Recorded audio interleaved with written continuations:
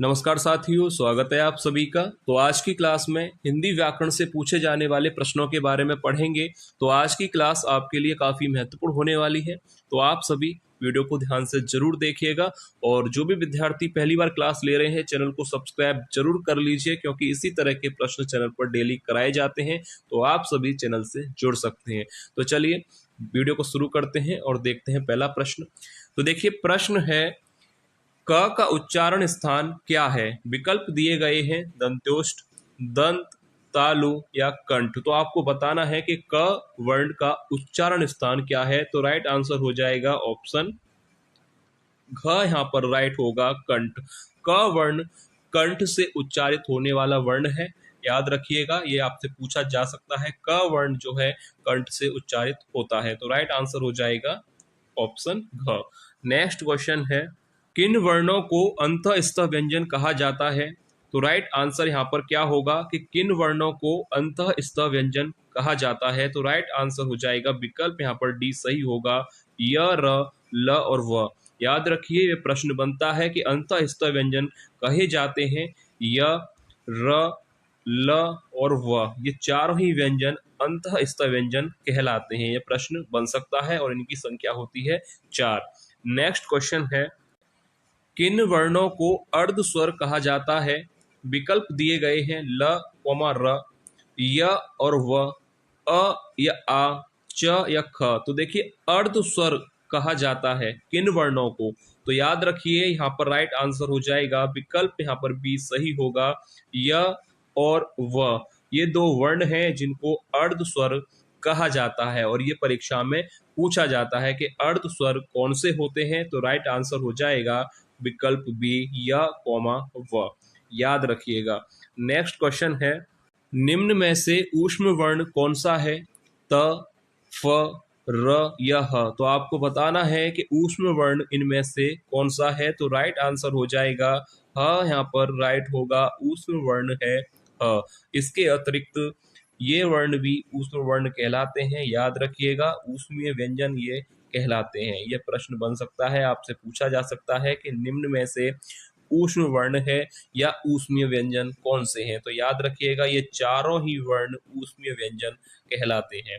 Next question है, निम्न में से कौन सा महाप्राण नहीं है।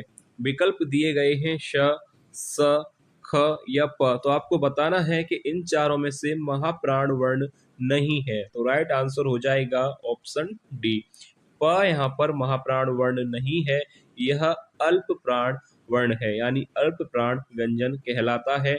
और स, श और ख ये तीनों ही महाप्राण व्यंजन है। ठीक है, क्लियर है आपको। नेक्स्ट क्वेश्चन है, ज्ञ को वर्णमाला में माना जाता है द्विगुण व्यंजन, संयुक्त व्यंजन, स्वर या व्यंजन। तो देखिए, ज्ञ को वर्णमाला में स्थान दिया गया है संयुक्त व्यंजन के अंतर्गत। तो ऑप्शन बी यहाँ पर राइट आंसर हो जाएगा। ये प्रश्न पूछा जाता है कि ज्ञ को वर्णमाला में स्थान दिया गया है संयुक्त व्यंजन के अंतर्गत। ठीक है, ऑप्शन बी राइट आंसर हो जाएगा। नेक्स्ट क्वेश्चन है, निम्न में से किस शब्द की वर्तनी शुद्ध है। विकल्प दिए गए हैं आगामी, आगामी, आगामी या आगमी। तो राइट आंसर क्या होगा, वर्तनी शुद्ध है। विकल्प सी यहाँ पर राइट हो जाएगा, आगामी। ठीक है, याद रखिए, तीनों ही गलत हैं। यहाँ पर आगामी शुद्ध वर्तनी वाला शब्द है, ये पूछा गया था, इसलिए मैंने आपको ये कराया है। आगामी शुद्ध वर्तनी का शब्द है। नेक्स्ट क्वेश्चन है, निम्नलिखित में से कौन सा तत्सम शब्द है। आंख, ईंट, आंसू या आम्र। तो राइट आंसर क्या हो जाएगा, निम्न में से कौन सा शब्द तत्सम है। तो राइट आंसर होगा विकल्प यहाँ पर डी राइट हो जाएगा, आम्र। याद रखिएगा, आंख, ईंट और आंसू ये तीनों ही तद्भव शब्द हैं, तत्सम यहाँ पर होगा डी। नेक्स्ट क्वेश्चन है, योग रूढ़ शब्द किसे कहा जाता है। विकल्प दिए गए हैं सामान्य अर्थ रखते हो ऐसे शब्द, या खंड सार्थक नहीं होते हो, या सामान्य अर्थ को छोड़ विशेष अर्थ देते हो, या निरर्थक शब्द होते हैं। तो देखिए, योग रूढ़ शब्द किसे कहा जाता है कि ऐसे शब्द जो सामान्य अर्थ को छोड़ विशेष अर्थ प्रदान करते हैं, उन शब्दों को योग रूढ़ शब्द कहा जाता है। तो विकल्प सी यहाँ पर बिल्कुल राइट आंसर हो जाएगा। नेक्स्ट क्वेश्चन है, अनुकरण किस प्रकार का शब्द है? तद्भव, तत्सम, देशज या विदेशज। तो देखिए अनुकरण किस प्रकार का शब्द है, तो राइट आंसर हो जाएगा विकल्प बी, यह एक तत्सम शब्द है ना कि तद्भव। याद रखिए अनुकरण किस प्रकार का शब्द है, यह एक तत्सम शब्द है।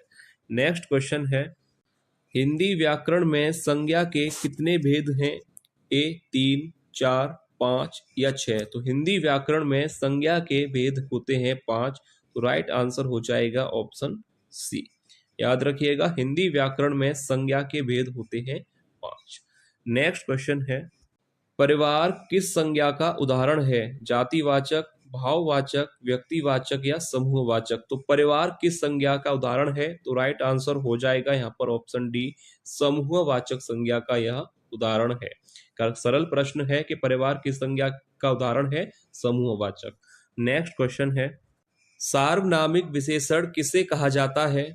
विकल्प दिए गए हैं कि जो शब्द संज्ञा के पहले आते हैं, या जो शब्द संज्ञा के बाद आते हैं, या जो शब्द सर्वनाम के बाद आते हैं, या यह शब्द वाक्य में नहीं आते। तो सार्वनामिक विशेषण आपने पढ़ा होगा, तो जो शब्द संज्ञा के पहले आते हैं सार्वनामिक विशेषण कहलाते हैं। तो राइट आंसर यहाँ पर हो जाएगा, पहला ही विकल्प सही होगा कि जो शब्द संज्ञा के पहले आते हैं सार्वनामिक विशेषण कहलाते हैं। यह प्रश्न, यह परिभाषा आपसे 4 नंबर के लिए पूछी जा सकती है, तो एक बार अच्छी तरह से देख लीजिएगा कि सार्वनामिक विशेषण वो होते हैं जो शब्द संज्ञा के पहले आते हैं, सार्वनामिक विशेषण कहलाते हैं।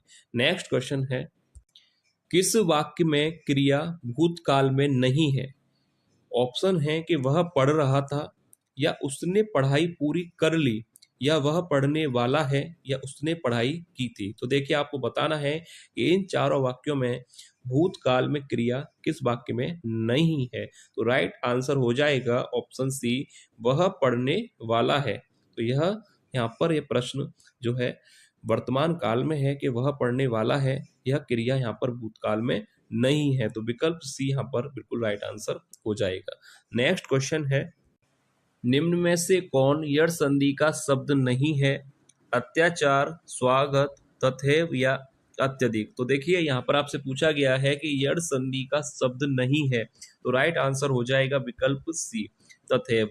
तथैव जो है यड़ संधि का शब्द नहीं है, क्योंकि इसका अगर संधि विच्छेद किया जाए तो देखिए तथैव का संधि विच्छेद होगा तथा प्लस एव, यह इसका संधि विच्छेद होगा। और यह जो नियम है वह आता है वृद्धि संधि के अंतर्गत, ना कि यड़ संधि के। क्यों? क्योंकि अ और ए मिलकर बनता है, इस वजह से यह जो शब्द है वह यड़ संधि का नहीं है। बाकी अत्याचार, स्वागत और अत्यधिक ये तीनों ही शब्द यड़ संधि के हैं। तथैव यड़ संधि का नहीं है, यह वृद्धि संधि का उदाहरण है या वृद्धि संधि का शब्द है। ठीक है, क्योंकि यह जो नियम है वह है वृद्धि संधि का, ना कि यड़ संधि का। तो राइट आंसर यहाँ पर सी हो जाएगा। क्लियर है आपको? नेक्स्ट क्वेश्चन देखते हैं, वृक्ष से पत्ते गिरते हैं, इस वाक्य में कारक है अधिकरण, कर्म, करण या अपादान। तो देखिए वृक्ष से पत्ते गिरते हैं, यह जो वाक्य है काफी बार परीक्षा में पूछा जाता है कि इसमें कारक कौन सा है, अधिकरण कारक है या कर्म कारक, करण कारक है या अपादान। तो देखिए वृक्ष से पत्ते गिरते हैं, यहाँ पर जहां पर अलगाव की स्थिति हो वहां पर अपादान कारक होता है। यहाँ पर ऑप्शन डी राइट हो जाएगा, क्योंकि वृक्ष से पत्ते गिरते हैं, अलगाव की स्थिति है, तो ऑप्शन डी राइट होगा, अपादान कारक यहाँ पर राइट आंसर हो जाएगा। नेक्स्ट, और ये एक बार याद रखिएगा, ये पूछा जाता है परीक्षा में और इसका आंसर अच्छी तरह से देख लीजिएगा कि अपादान कारक होगा। नेक्स्ट क्वेश्चन है, इस समास का पहला पद विशेषण तथा दूसरा पद विशेष्य होता है, वह कौन सा समास होता है? अव्ययी भाव, द्वंद्व समास, कर्मधारय या तत्पुरुष। तो देखिए जिस समास का पहला पद विशेषण तथा दूसरा पद विशेष्य होता है वहां पर कर्मधारय समास होता है। ऑप्शन सी राइट आंसर हो जाएगा।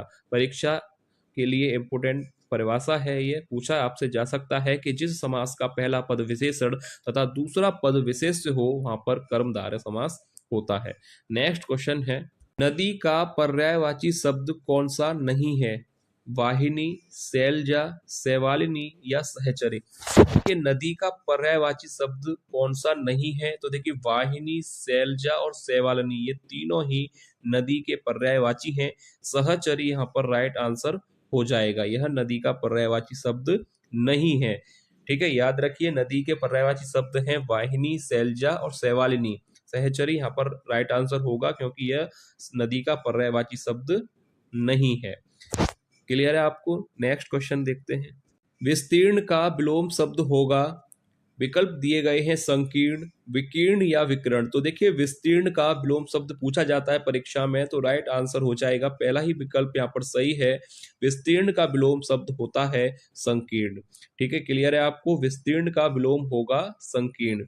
नेक्स्ट क्वेश्चन है, जिस पर आक्रमण ना किया गया हो के लिए एक शब्द क्या होगा? जिस पर आक्रमण ना किया गया हो के लिए एक शब्द होगा निरापद, अजय, स्वतंत्र या अनाक्रांत। तो देखिए जिस पर आक्रमण ना किया गया हो के लिए एक शब्द होता है अनाक्रांत। ऑप्शन डी राइट आंसर हो जाएगा। अनाक्रांत का मतलब है कि जिस पर आक्रमण ना किया गया हो।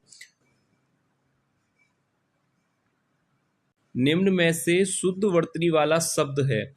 तो यहाँ पर आप अच्छी तरह से इस प्रश्न को देख लीजिएगा क्योंकि ये प्रश्न आता है और ज्यादातर गलत ही हो जाता है। निम्न में से शुद्ध वर्तनी वाला शब्द है, ऑप्शन बी राइट हो जाएगा नुपुर। और किस तरह से लिखा जाता है ये शब्द, एक बार इसकी मात्राओं को ध्यान से देख लीजिए क्योंकि मात्राओं के चक्कर में ही यह गलत होता है। ठीक है, तो ऑप्शन बी यहाँ पर राइट आंसर हो जाएगा। नेक्स्ट क्वेश्चन देखते हैं। दोहा और चौपाई कैसे छंद हैं? ऑप्शन ए मात्रिक छंद, मुक्त छंद, वर्णिक छंद या वार्णिक छंद। यहाँ पर ऑप्शन डी वार्णिक छंद होगा। तो आपसे पूछा गया है कि दोहा और चौपाई किस प्रकार के छंद हैं, तो राइट आंसर हो जाएगा ऑप्शन ए मात्रिक छंद। ऑप्शन पहला यहाँ पर सही होगा कि दोहा और चौपाई किस प्रकार के छंद हैं, यह मात्रिक छंद है। ठीक है, याद रखिए। नेक्स्ट क्वेश्चन है, वैदेही वनवास पुस्तक के लेखक कौन है? मैथिली शरण गुप्त, जयशंकर प्रसाद, अयोध्या सिंह हरिऔध या सुमित्रा नंदन पंत। तो देखिए वैदेही वनवास, ये भी परीक्षा में यह रचना काफी बार पूछा जाता है कि वैदेही वनवास के लेखक कौन है। तो राइट आंसर याद रखिए अयोध्या सिंह उपाध्याय हरिऔध की यह रचना है वैदेही वनवास। नेक्स्ट क्वेश्चन है, साकेत के लेखक कौन है? मैथिली शरण गुप्त, जयशंकर प्रसाद, अयोध्या सिंह हरिऔध या सुमित्रा नंदन पंत। तो राइट आंसर हो जाएगा कि साकेत रचना के लेखक हैं मैथिली शरण गुप्त की यह रचना है साकेत। नेक्स्ट क्वेश्चन है, युगवाणी किस प्रसिद्ध कवि का काव्य संग्रह है? मैथिली शरण गुप्त, जयशंकर प्रसाद, अयोध्या सिंह हरिऔध या सुमित्रा नंदन पंत। तो देखिए युगवाणी किस प्रसिद्ध कवि का काव्य संग्रह है, तो राइट आंसर हो जाएगा ऑप्शन डी सुमित्रा नंदन पंत की यह रचना है। और परीक्षा के लिए महत्वपूर्ण प्रश्न भी, युगवाणी आपसे पूछा जाए तो राइट आंसर होगा सुमित्रा नंदन पंत की यह रचना है। नेक्स्ट क्वेश्चन है, जीने के लिए उपन्यास के लेखक कौन है? रामचंद्र शुक्ल, जयशंकर प्रसाद, यशपाल या राहुल सांकृत्यायन। तो देखिए जीने के लिए उपन्यास किसने लिखा है, तो राइट आंसर हो जाएगा ऑप्शन डी राहुल सांकृत्यायन का यह उपन्यास है जीने के लिए। नेक्स्ट क्वेश्चन है, निम्न में से कौन सा शब्द स्त्रीलिंग है? ऑप्शन ए दही, मोती, किताब और तेल।